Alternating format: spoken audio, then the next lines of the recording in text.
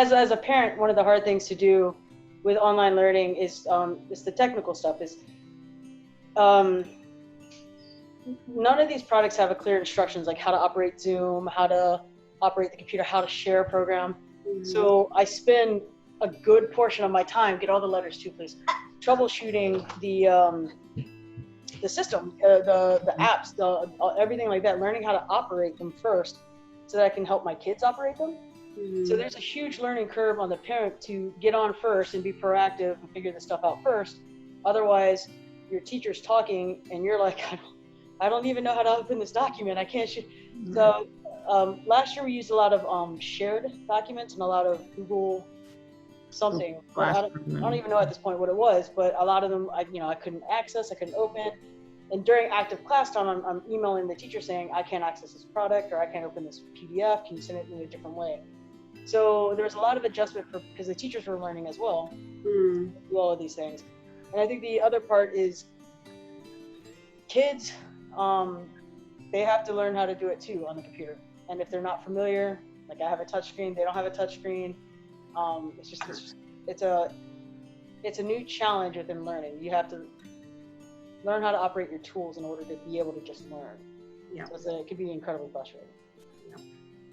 Question for you. When we were on earlier and he was doing his lesson, did you feel the need to sit by him, or were you okay with doing other things and you could still hear what was going on and you could jump in if he needed assistance? Or like there were a few times where you weren't sitting next to him and I heard you do some applauding, you did some encouragement. A good job on that, so I seen you maneuver doing other things, doing your mommy duties, multiple things, but then you were still listening. Do you feel that with the lessons that with Future Forward, that you should be sitting, like a parent should be right next to the child or in the proximity so they can hear, or, share a little bit? I think it depends on the children. So with Gabby, I'll be probably far less active than sitting there.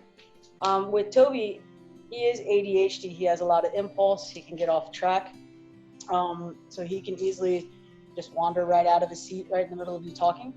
And so I sit next to him just to be able to help him control his impulses and stay focused. I mean, at school, he's got an IEP. That's one of the things that we work on with his IEP. With Gabby, not so much.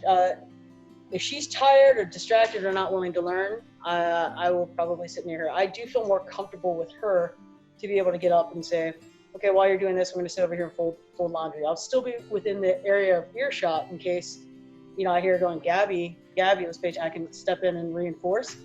But with her, I feel more confident to be able to leave her with the teacher, still be in the room, but then I can actually focus. If I have my laptop up and it's a work day, focusing on my work, focusing on the stuff I have to get done.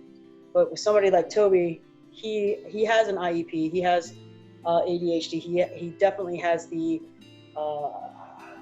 inattentive but the hyper aspect of it. So his impulsiveness is a challenge when doing online classes, because at school he's got his special ed teacher, or they have a system worked out where he has less ability to just randomly wander. At home, it's me, or the au pair, or all